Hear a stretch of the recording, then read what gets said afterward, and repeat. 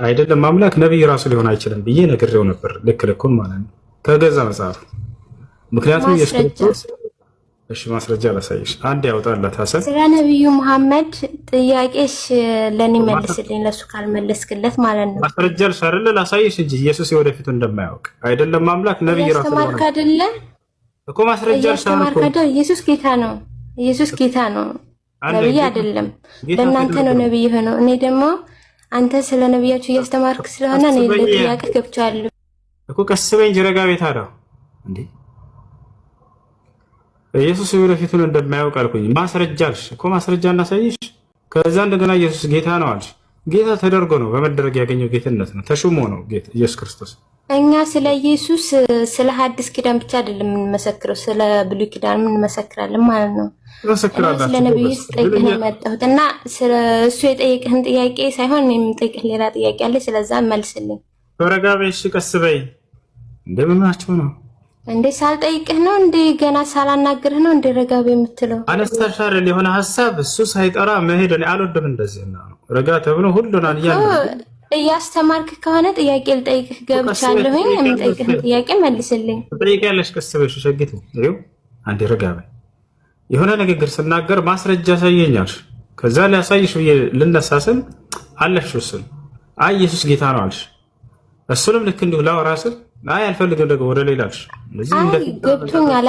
አንተ የምትለው ገብቶኛል። አንተ ከአዲስ ኪዳን አምጥተህ የሆነ ልትለኝ ነው። እኛ ደግሞ አዲስ ኪዳንና ብሉይ ኪዳንን አዋህደን ነው የምንረዳው ማለት ነው።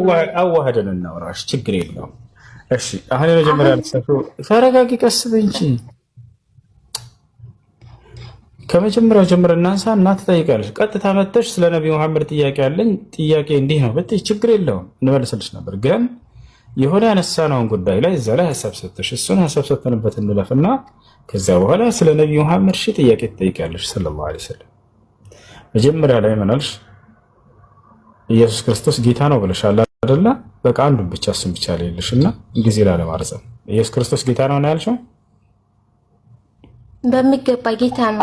አያውቅም የሚለውን መጀመሪያ ስታት፣ ከዛ ጀምሮ ሁሱ የማያውቀውን ነገር እየጠራሽ የጠራላት ቢር ነው የሚሻለው። ታውቃለህ፣ ላይ ወጣች ዝም ብላ እኮ ተረጋጊ ስትባልም አትሰማም።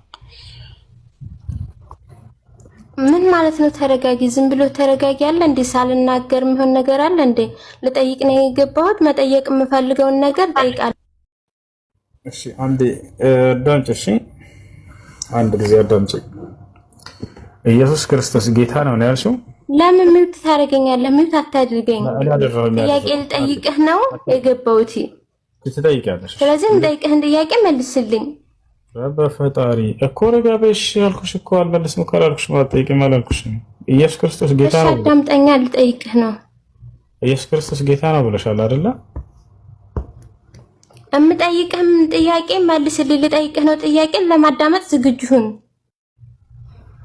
የሆነ ሀሳብ አንስተሻል፣ እሱ መጥራት አለበት እባክሽ። ሁለቱም ተውኩ በቃ። እሱንም የምትነግረኝ ከሐዲስ ኪዳን ነው አውቃለሁኝ። ማስረዳት አይጠበቅህም። እኛ ከሐዲስም ኪዳን ከብሉይ ኪዳን ማዋህደን ነው የምንረዳው እንጂ ከሐዲስ ኪዳን ብቻ አይደለም። አዋህደን ከሁለቱም በቃ ችግር የለውም። አዋህደን እኔ ስለ ኢየሱስ ክርስቶስ እኮ ንገረኝ አላልኩም። ስልጠይቅ ጥያቄ የገባው ጥያቄን አዳምጥ። ጥያቄን አዳምጠኝ። ያላ እሺ ጥያቄሽ ምንድን ነው? ቶሎ ለኢላሃ ኢላላህ እንዴ ለምን ትናደዳለህ እኮ? ጥያቄሽ ምንድን ነው? ጠይቂ ያልኩሽ እኮ በቃ ያው ፍቺና አሁን ጠይቂ የወደ ጥያቄሽ። እሺ ሳሂህ አልቡኻሪ 374 ቁጥር 23 ላይ ምን ይላል? እሺ አንብቢልን። ያው ትልቁ ላይ ነሽ፣ እኛ ዝም ብለን እናዳምጥ። አንብቢው አጭ አንተ ግለጣ። እሺ እኛ እንገልጣለን፣ ታነብልና ታስረዳናለች። እሺ አንድ ሐሰን አውጣላት ቁጥር ንገሪ። እሺ በይ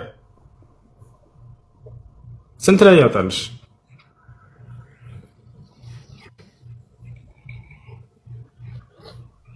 ንገረኛ እንዴ አንቺ ንገሪን እንጂ ቁጥሩ እየጠበቅሽ ነው። ያው ሊያወጣልሽ ነው። ሳሂህ አልቡኻሪ 374 ተቁጥር ላይ ሳሂህ አልቡኻሪ 374 ነው ያልሽው?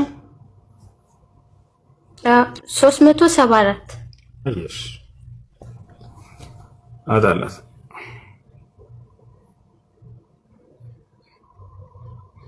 ያው ተልሻለ።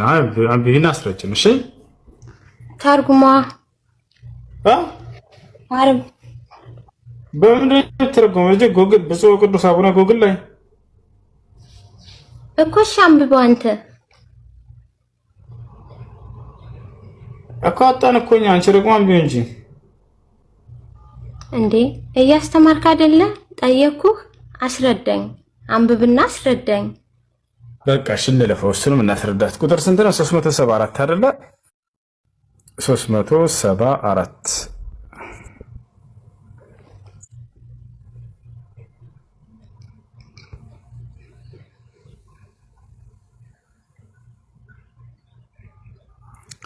እሺ 374 ይላል። በሱ ላይ ጥያቄ አለሽ? በመጀመሪያ ጥያቄ የምጠይቅ ከሆነ ማለት ነው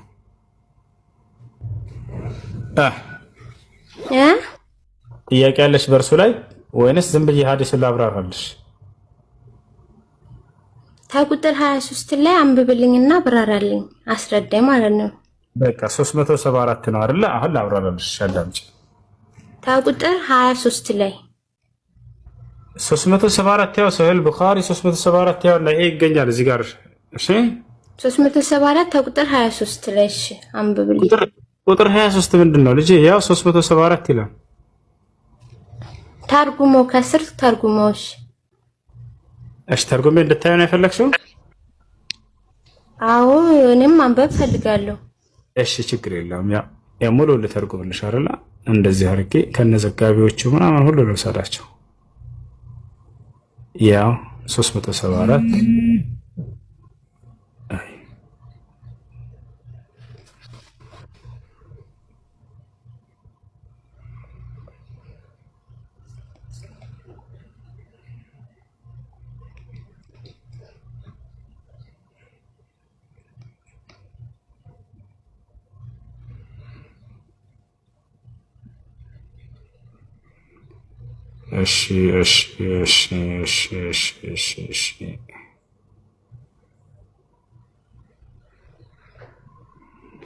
እሺ ያው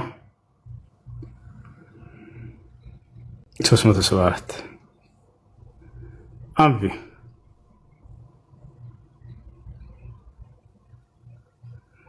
በይ እስኪ ቁጥሩ አይታይም። ያና 374 ይሄ አለ አይደል? 374 ይሄን አምጥቼ ጉግል ላይ የተረጎመ እዛው አድርገህ ቀይረው። እዛው አድርገህ ወደዛ ተሰዱ ስልኩን። እዛው ላይ አይቀይርም። ይሄው እንደዚህ ቆይ ላሳይሽ። እዚህ ጋር ላምጣና ከዚህ ቆይ ላሳይሽ። እንዴት ላድርግልሽ? ነብዩ መሐመድ ሰለላሁ ዐለይሂ ወሰለም አሉ ከሚለው ጀምሬ ላንሳልሽ። ይታይሻል አሁን ይሄን ጀሪ ይታየኛል። እሺ አዎ ይሄን ያው ቀጥታ ኮፒ ያደረኩኝ እዚሁ ጋር አንቺ እያየሻው አመጣሁት እዚህ ጋር። ይሄን አሁን ላጥፋውና ያውና አጠፋሁት። እዚሁ ጋር ላስቀምጠው። ያውና ራሱ አናበ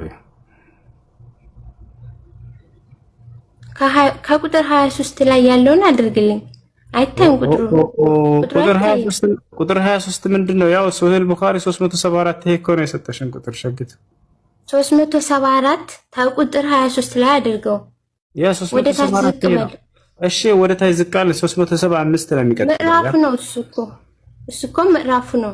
ህግቱ ምዕራፍ የሚባል ነገር የለም። ያውና በቁጥር ተቀምጠዋል ሐዲሶች። 374 ካልሽ 375 ነው ቀጣዩ። ያው 300 ምዕራፍ 374 ከቁጥር ላይ 23 ላይ ነው የምታደርግልኝ።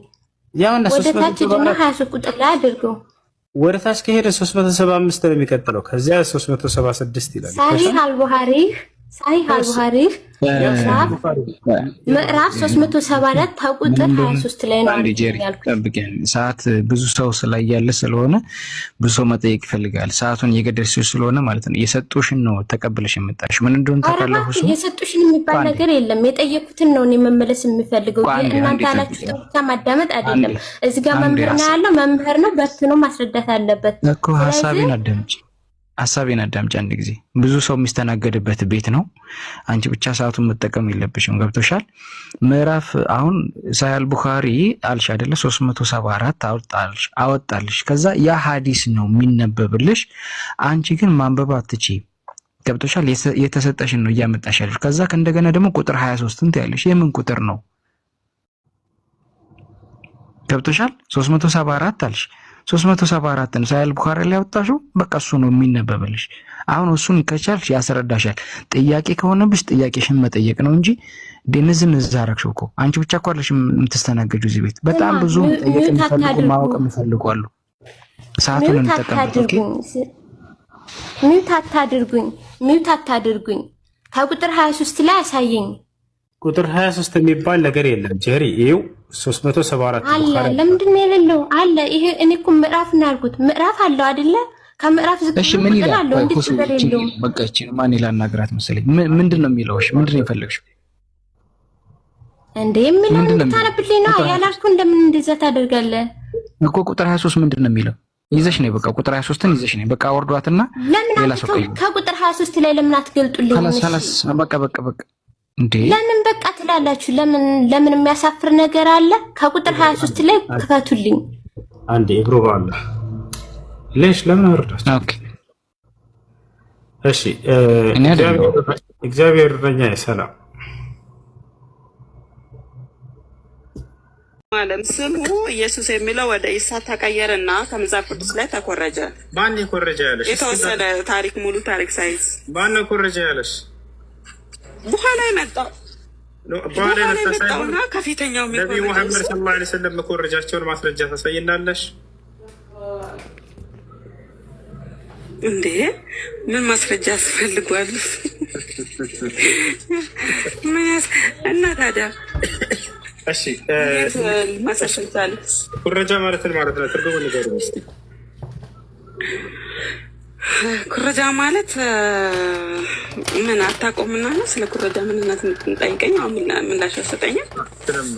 ኩረጃ ነው። ኩረጃ ከተባለ ኩረጃን ትርጉም ያውቃል ሰውየው ማለት ነው። ኩረጃ ማለት ነው። ኩረጃ ማለት በፊት ከነበረ ነገር ላይ ገልብጦ መጽሐፍ በፊት ለምሳሌ ከቁርአን መጽሐፍ ቅዱስ ይቀድማል አይደል? የኩረጃን ትርጓሜ ንገረኝ ያልኩሽ ሸጊቱ ቁርአንፍችና በሁለት የተለያዩ ሃይማኖቶች ውስጥ ተመሳሳይ ስሞች፣ ተመሳሳይ ታሪኮች እንዴት ሊሆን ይችላል? የትኛው ነው ከየትኛው የኮረጀው? ክርስትና ነው ከእስልምና የኮረጀው? እስልምና ነው ከክርስትና የኮረጀው? ንገረኝ። አንዱ እርግጠኛ ሆኜ የምነግረው አንዱ ከአንዱ ኮርጇል። 100% እርግጠኛ ሆኜ የምናገረው ነገር ቢኖር አንዱ ከአንዱ ኮርጃል ውሱ። ስለዚህ የቱ ነው የኮረጀው? ኩረጃ ትርጉሙን አታውቀውም፣ ግን ኮርጃል ብላ ግግም ትላለች። ትርጉሙ ምንድን ነው? ኩረጃ ማለት ከሆነ ነገር ላይ የሆነ ነገር መገልበጥ ማለት ነው። በጣም ጥሩ። እንደሱ ያደረጉት ታዲያ እነ ማቴዎስ ናቸው። ከአይሁድ መጽሐፎች በመጽሐፍ ላይ እንዲህ ተብሎ እንደተጻፈ እያሉ ኮርጀው ጽፈዋል። ጳውሎስ ማስረጃ ላሳይሽ። ይሄ ነው ኮርጃ ማለት እንዴ? እነሱ ስለኮረጁ እስልምና ከክርስትና ላይ መኮረጃ አለበት። ታሪክና ሙሐመድ ደግሞ ይሄን አንቀጽ በዚህ የተጻፈ ብሎ ኮርጀዋል ብለሽ ታሳይኛለሽ። ችግር የለውም ከቁርአን ላይ። እኔ ግን ከአዲስ ኪዳን ምን ያክል ኮራጅ እንደሆኑ እነ ማቴዎስ ላሳይሽ ነው ማስረጃ እነ ጳውሎስ። መጽሐፍ ቅዱስ ውስጥ አትሄድ። አሁን የራስህ በደንብ አድርጌ ሄዳለሁ። ኩረጃ ማለት በምን ተስማማል? ምን አንተ ድሮን ምላሸት መልስም ተዋረደ ጎበዝ ረጋቢ። ኩረጃ ምንድን ነው? በምን ተስማማል? ካለፈው መጽሐፍ ገልብጦ መጽሐፍ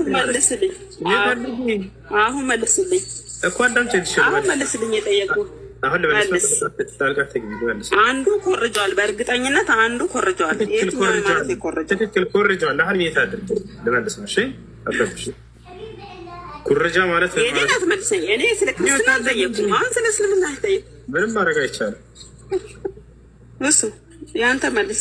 እሺ ኩረጃ ማለት ከአንድ መጽሐፍ ሌላኛው ሰው መጥቶ መገልበጥ ነው አለች። መኮረጅ ይሄን አድርገዋል ወይ ነብዩ መሐመድ ሰለላሁ ዐለይሂ ወሰለም? አሳየን። ወፍ አታሳይም። ወላሂ አንድ ብታውቀው ነገር የለም። ማሳየት ትችላለሽ? ነብዩ መሐመድ ይሄን ኮርጀዋል ጽፈዋል ከሌላ አምጥተው ብለሽ ትችላለሽ? ቆይ አንተ ወላሂ አትበል። እሱ ኢሳ ለወንድ ዘር ተወለደ ይላል እናንተ ቁርአን ላይ። መጽሐፍ ቅዱስ ላይ ኢየሱስ ከዚህ መጽሐፍ ብሎ የኮረጁትን ቃል አሳየኛው። ምንም ማስረጃ አስፈልገውም እኮ ይሄ የምታይ እውነታ ነው። ለምሳሌ ሜረማ የምትባል ሴት አለች መጽሐፍ ቅዱስ ላይ። ማርያም የምትባል የጌታችን እናት አለች። ከፍተሽ አሳየን። ይሄ እውነታ ነው። በቃ ተጨባጭ እውነታ ነው። ሎጂካሊ ራሱ ሎጂክ ነው። ማሳየት አትችል። ስለዚህ የት አድርጌ ኩረጃ ማለት ምን ማለት እንደሆነ ከአንድ መጽሐፍ አንደኛው መጥቶ መገልበጥ ነው ብላለች። ይሄን ያደረጉት ደግሞ እነ ማቴዎስ እነ ጳውሎስ ናቸው። በዚህ መጽሐፍ ላይ እንዲህ ተብሎ እንደተጻፈ እያሉ ከአይሁድ ኮርጀው ጽፈውላል። ለምንድን ነው ወደ መጽሐፍ ቅዱስ የምትገባው? ኩረጃ ያለው እዛ ስለሆነ ኩረጃ ያለው እዛ ስለሆነ በአንቺ ፍች መሰለህ ኩረጃ ያለው መጽሐፍ ቅዱስ ከቁርአን ኮረጃ ልትለኝ ነው? ተው እንጂ እሱ ኧረ ተው። ሳሚው ቢያንስ ለሳሚው እንጠንቀቅ። ኦዲየንስ የሚባል ነገር አለ። ኦዲየንስ ምንድን ነው ማለት? እፈራ እንዴ እፈራ ማለት ነው። ኦዲየንስ ማለት ቀድሞ የነበረ መጽሐፍ ከማኮረጃ ብለህ ማስረጃ ልታሳየ ነው እኮ። ኩረጃ ማለት ትርጉሙ አንቺ ስትነግሪኝ ከአንድ መጽሐፍ ሌላኛው ባለቤት ጸሐፊ መጥቶ መገልበጡ ነው አልሽ። ለዚህ ደግሞ ማስረጃ ባይሆን ኖሮ ባይሆን ኖሮ ተመሳሳይ ስም ተመሳሳይ ታሪክ በሁለት የተለያዩ ሃይማኖቶች ውስጥ አይኖርም ነበር። ምንም አታዳምጥም ወይም ደግሞ ትርጉሙን አታውቀውም። በቃ በግዴታ ኮርጃል ብላ ተደጋግማለች። ቢያንስ ሰው እስኪመልስ ተረጋጊ። ኩረጃ ብሎ ማለት ራሷ ስትፈታ ምን አለች?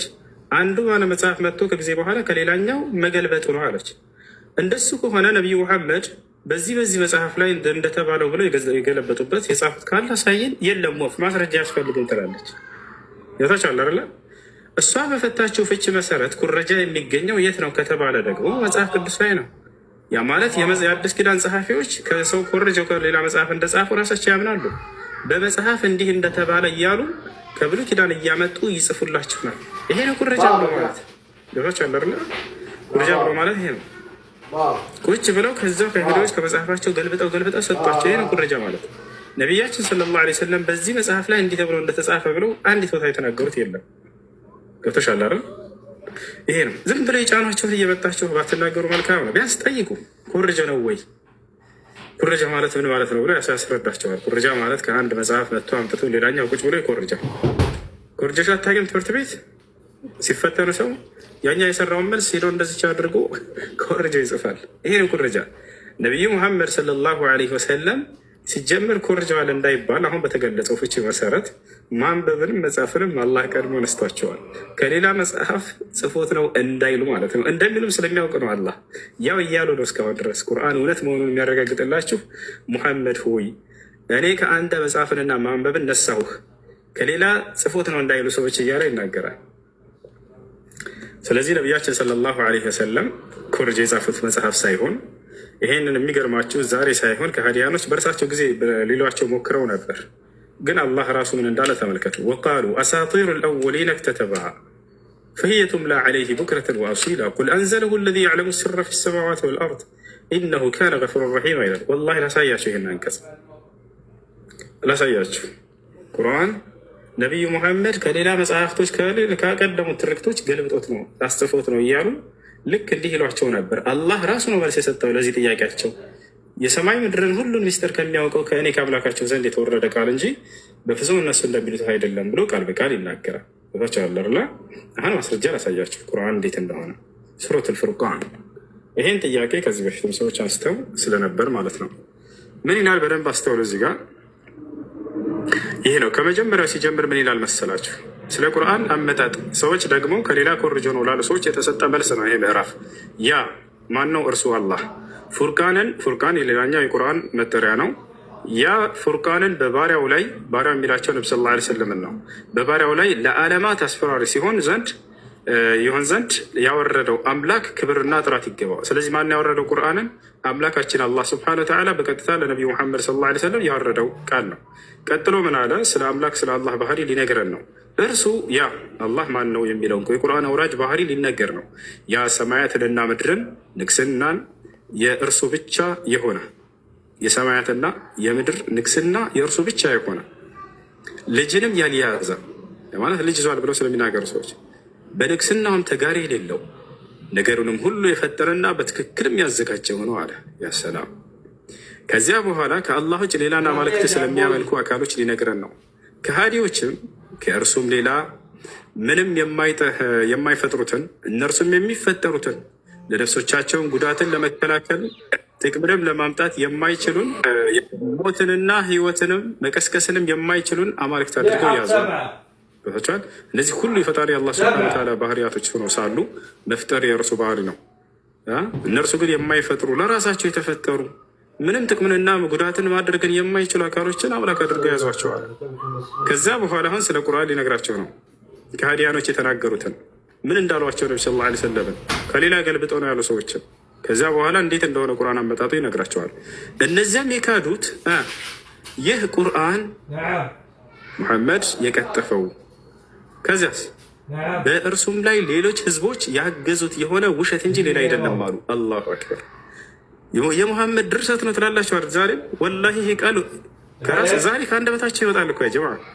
ቁርአን እውነት መሆኑን የሚያሳያቸው ከሃዲያኖች ለቁርአን ያላቸውን አመለካከት ቁጭ ያደረገው አላህ እዚህ።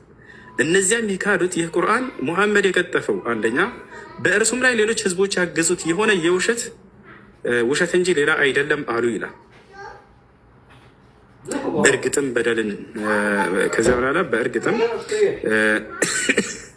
በደልን እብለትን ሰሩ ይላል።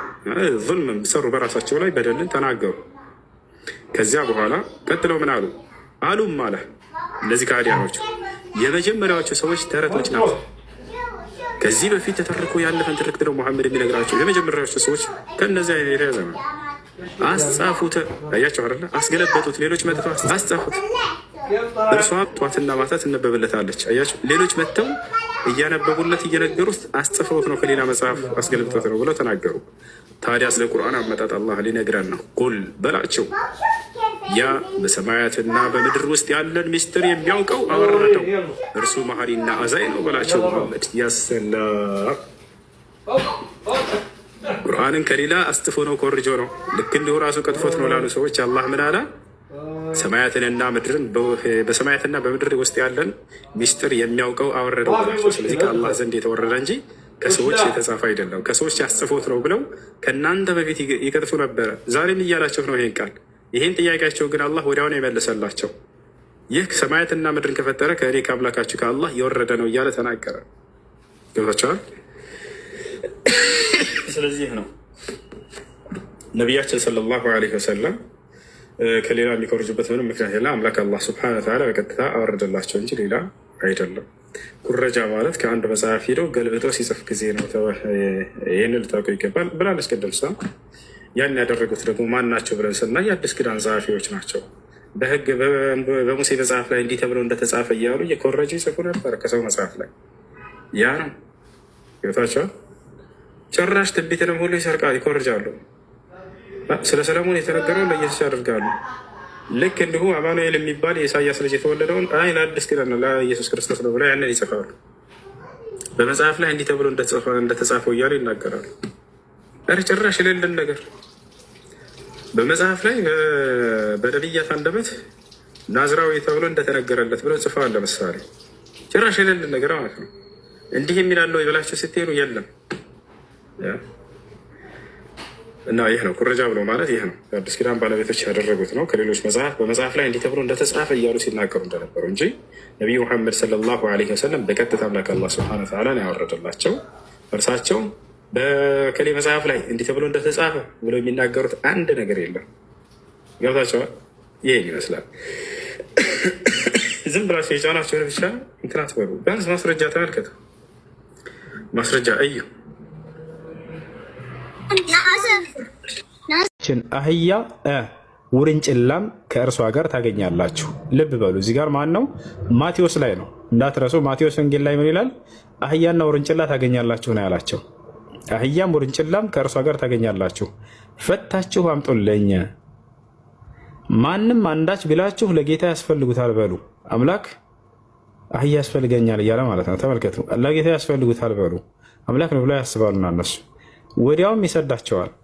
ለጽዮን ልጅ እነሆ ንጉሥሽ የዋህ ሆኖ በአህያ ላይ እና በአህያይቱ ግልገል በውርንጭላይቱ ላይ ተቀምጦ ወደ አንቺ ይመጣል በሏት ተብሎ በነቢይት የተነገረው ይፈጸም ዘንድ ይህ ሆነ ይላል። በምንና በምን ላይ?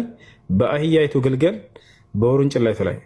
በአህያ ላይ እና በውርንጭላይቱ ግልገል ተቀምጦ ተመልከቱ። ደቀ መዛሙርቱም ሄደው ኢየሱስ እንዳዘዛቸው አደረጉ፣ አመጧቸው። አህያይቱንና ውርንጭላዋንም አመጡለት፣ ልብሳቸውንም በእነርሱ ላይ ጫኑ፣ ተቀመጠባቸውም አለ። አህያይቱንና ውርንጭላይቱን አመጡለት፣ ተቀመጠባቸውም አለ። ማን ነው ይሄን እየዘገበልን ያለው? አህያና ውርንጭላ እንደሆኑ የመጡት የተቀመጠባቸው ማቴዎስ። ሌላው ወንጌል ደግሞ ምን ይላል የሚላል እንመልከት።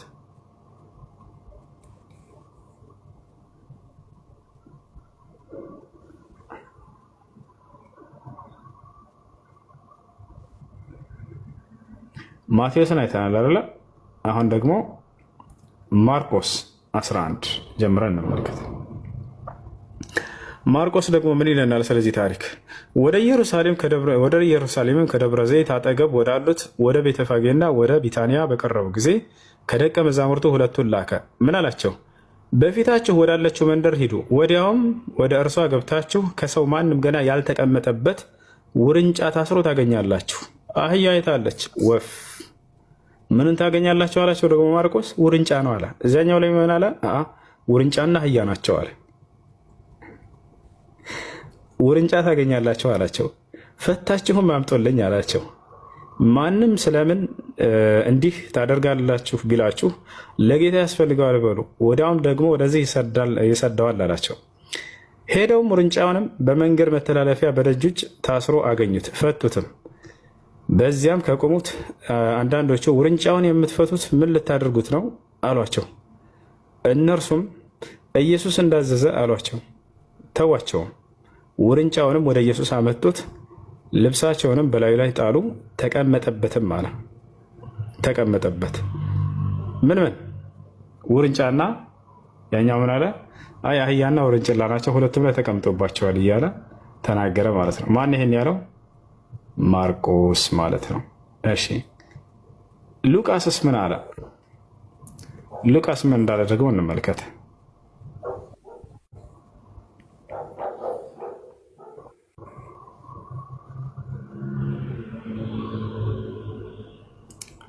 ሉቃስ ምን አለ? ይህንም ከተናገረ በኋላ ወደ ኢየሩሳሌም ሲወጣ ይቀድማቸው ነበር። ደብረ ዘይትን በሚባል ተራራ አጠገብ ወዳሉት ወደ ቤተፋጌና ወደ ቢታንያ በቀረበ ጊዜ ከደቀ መዛሙርቱ ሁለቱን ላከና በፊታችሁ ወዳለችው መንደር ሂዱ፣ ወደ እርሷም ገብታችሁ ከሰው ማንም ገና ያልተቀመጠባት ውርንጫ ታስሮ ታገኛላችሁ፣ ፈታችሁም አምጡት። ማንም ስለምን ትፈቱታላችሁ ብሎ ቢጠይቃችሁ እንዲሁ ለጌታ ያስፈልገዋል በሉ አላቸው። የተላኩትም ሄደው እንዳላቸው አገኙ። እነርሱም ውርንጫውን ሲፈቱ ጌቶቹ ውርንጫውን ስለምን ትፈቱታላችሁ አሏቸው። እነርሱም ለጌታ ያስፈልገዋል አሉ። ወደ ኢየሩሳሌም አመጡት። በውርንጭላም ላይ ልብሳቸውን ጭነው ኢየሱስን አስቀመጡት።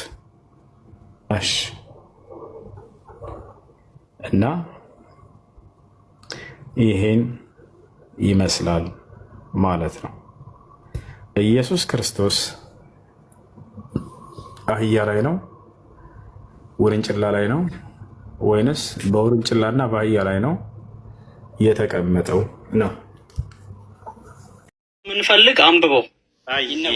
አብሽር፣ ችግር የለውም። ያው እና ጳውሎስ ምን አለ? በእንጨት ላይ የሚሰቀል ሁሉ የተረገመ ነው ተብሎ ተጽፏልና ክርስቶስ ስለ እኛ እርግማን ሆኖ ከሕግ እርግማን ዋጀን ይላል። እርግማን ነው ክርስቶስ ይላል። ይህን ቃል ትቀበላለህ? ምን መሰለህ ድንገርክ ከሱ በፊት የነበሩት ማለት ነው ወንጀል ሲሰሩ የነበሩት፣ አሁን ቀጥታ ትርጉም አትስጠው። ወንጀል ሲሰሩ የነበሩት ይሰቀሉ ነበረ። ገብቷል? ዋጀን አለ እኮ በቃ ዋጀን ማለት እኮ እዛው ጋር ፍቶታል። ይሰቀሉ ነበረ። እሺ ያንን እንትን ለማለት ነው። ስለዚህ መርገም ነው ኢየሱስ ብለህ ታምናለህ? አይ የተረገመ አይደለም።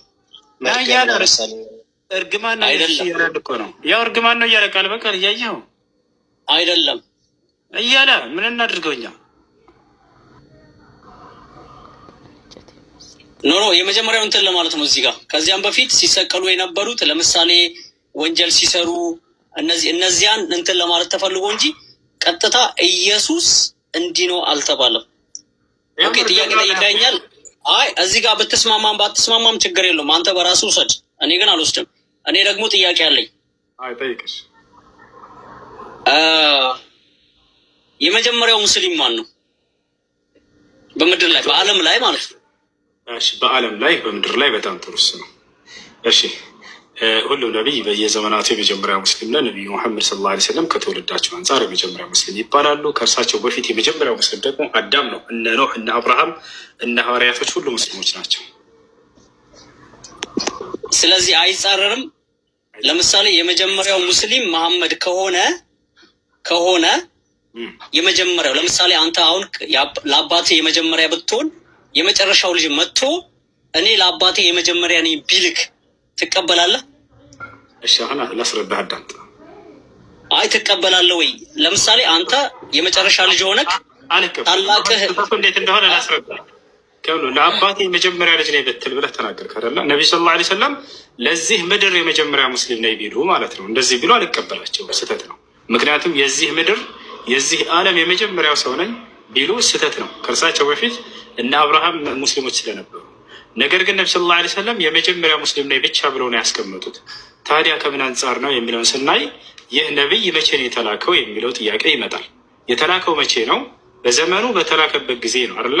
በተላከለት ትውልድ አንጻር የመጀመሪያ ሙስሊም ነው ማለት ነው። ሙስሊም ማለት ታዛዥ ማለት ነው። ከአምላኩ ትእዛዝን ተቀብሎ የሚፈጽም ማለት ነው። የአምላኩን ትእዛዝ የተቀበለው መቼ ነው? ነቢ ሰለላሁ ዐለይሂ ወሰለም በእነ አብርሃም ጊዜ ነው ወይ? አይደለም። መቼ ነው የተቀበሉት? ከመሲሁ በኋላ ነው። ትእዛዙን ከተቀበሉበት ጊዜ ጀምሮ የመጀመሪያ የአምላክን ትእዛዝ ፈጻሚ ማን ነው ከተባለ እርሳቸው ናቸው። የመጀመሪያ ሙስሊም ያሉት ከአንጻራዊ ጸጋና ሰላም በዝቶልኛል። ለእናንተም ደግሞ እንደኔ እድለኛ ሆናችሁ አንድ ቀን ይበዛላችኋል። ከማን ጸጋና ሰላም ይበዛል? ጸጋና ሰላም ይበዛል ከማን ነው? ኢየሱስ ክርስቶስ። እሱ ግን ጸጋና ሰላምን እንትን ብሎ በእኛ አደረ ይላል ዮሐንስ ወንጌል። ያ ኢየሱስ ክርስቶስ እኔ በምድር ላይ ሰላምን ለማምጣት የመጣሁ የምሰላቸው ሰይፍን እንጂ ብሎ ተናግሯል። ምን ትላለህ?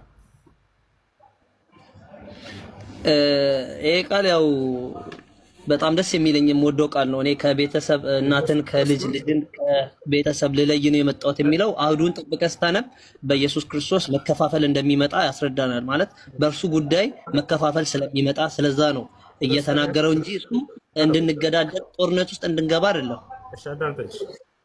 ኢየሱስ ክርስቶስ ይዋጋል አይደለ? ይሄን አታውቅም?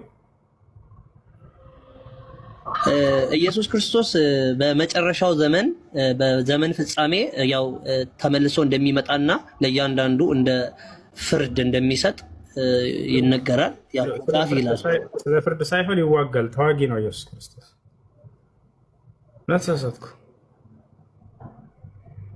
ካን ማለት እስኪ ማለት አሁን ከአንተ በላይ ምናልባት ላላክ ስለምችል እስኪ የተዋጋበትን ወይም ደግሞ የሚዋጋበትን ክፍል ከፈት አድርግና ቼክ እናድርገዋ። ምክንያቱም ጴጥሮስ በአንድ ወቅት ከተዋጋበትን ጀምር። አየሽ ጥሩ አላሳየ ኢየሱስ ክርስቶስ ተዋጊ እንደሆነ አንዴ ራሳየ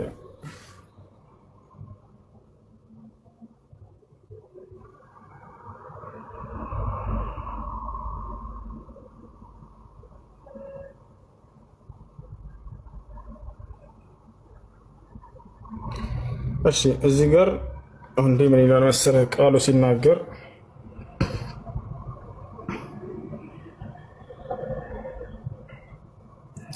ያውና ታያል የሰራዊት ጌታ እግዚአብሔር እንዲህ ይላል፣ እስራኤል ከግብፅ በወጣ ጊዜ አማሌቅ በመንገድ እየተቃወመ ያደረገበትን እበቀላለሁ አለ። አሁንም ሄደህ አማሌቅን ምታ፣ ያላቸውንም ሁሉ ፈጽመህ አጥፋ፣ አትማራቸውም።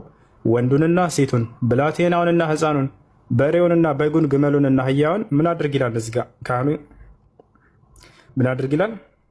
ግደል በል። አንድ ጊዜ ግደል ይላል። ይዋ ስለዚህ ኢየሱስ ክርስቶስ ያስገድል ነበር ማለት ነው አይደለ? ሕፃናቶችን ግደሉ ብሎ ትእዛዝ ሁሉ አውጥቷል። እስኪ ኢየሱስ እዚህ ጋር ኢየሱስ ክርስቶስ አስገድል የሚለውን እስኪ አውጥተህ የት አለ ማለት? አንተ አሁን ቃል በቃል ብዙ ጊዜ ትፈልጋለህ። እስኪ ቃል በቃል ኢየሱስ ክርስቶስ እንደዚህ እንዳለ እስኪ አሳየኝ። ያው እግዚአብሔር አያ ኢየሱስ ክርስቶስ እግዚአብሔር እንደሆነ አመንክ ማለት ነው። በጣም አመሰግናለሁ ሱዬ። ና ኢየሱስ ክርስቶስ እግዚአብሔር እንደሆነ አመንኩ የሚል ቃል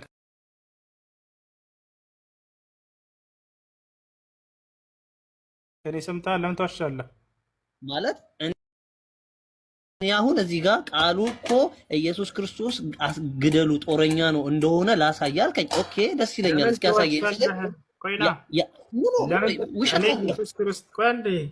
ኢየሱስ ክርስቶስ እግዚአብሔር እንደሆነ አምናለሁ የሚል ቃል ተናግሬያለሁ። ለምን ትዋሻለህ? ማለት ይሄ ቃል አሁን ኢየሱስ ክርስቶስ ምድር ላይ ሲያስተምር እኔ እንደዛ ብያለሁ ወይንስ አላልኩም? ቃል በቃል አላልክም፣ ግን እንዳልክ ነው የምቆጥረው። ቃል በቃል አላልክም ግን አላልክም ማለት አይደለም። ምክንያቱም እዚህ ጋር ጌታ እግዚአብሔር ኢየሱስ ክርስቶስ ጌታ እንዳልሆነ ወይም ደግሞ አምላክ እንዳልሆነ እያመንክ መጣህና ጌታ አምላካችሁ እኮ ተዋጊ ነው፣ ኢየሱስ ክርስቶስ ያው አምላካችሁ ተዋጊ ነው አልከኝ። ስለዚህ ኢየሱስ ክርስቶስ አምላካችን ተዋጊ መሆኑን ካመንክ ጌታ እንደሆነ እያመንክ ነው ማለት ነው። ለማንኛውም ማለት ነው ይሄን ተክሳጣለህ ለምን መሰለህ? አንድ እኔ አላልኩም። እሺ አንተ ኢየሱስ ክርስቶስ እግዚአብሔር ነው ብለህ ስለምታምን ነው። ገብቶሃል አይደል? ኢየሱስ እግዚአብሔር ነው ብለህ ታምናለህ አታምንም? ካህኑ ኢየሱስ ክርስቶስ ጦርን ሊሰብክ ሳይሆን ሰላምን እኔ የዋህ በልብ ነኝ ብሎ አንተ ኢየሱስ ክርስቶስ እግዚአብሔር ነው ብለህ ታምናለህ አታምንም? ግጥም አድርጌ የሁላችንም አምላክና ጌታ ኢየሱስ ክርስቶስ። በጣም እንደሱ ከሆነ እግዚአብሔር ኢየሱስ ክርስቶስ እዚህ ጋር ሕፃናቶችን ግደሉ ይላል፣ ሴቶችን ግደሉ ይላል። ምን ትላለህ? በጣም ጥሩ።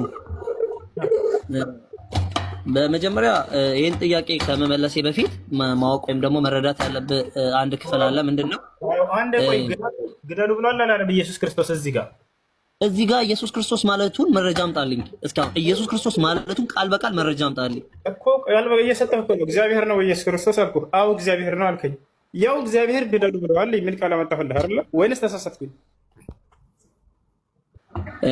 ኢየሱስ ክርስቶስ በብሉይ ኪዳን ወይም ደግሞ ኢየሱስ ክርስቶስ ከመምጣቱ በፊትና በኋላ ብሉይ ኪዳንና አዲስ ኪዳንኛ መጽሐፍ ቅዱስ በሁለት ምዕራፍ ይከፈላል። አዲስ ኪዳንና ብሉይ ኪዳን። ኦልድ ስቴትመንት ኪዳኑን ነው እያመጣ ያለው። እኔ ስለ አዲስ ኪዳኑ ኢየሱስ ክርስቶስ ነው እያወራ ያለሁት። ስለ አዲስ ኪዳኑ ስለ ብሉይ ኪዳኑ ኢየሱስ አያችሁ አይደል?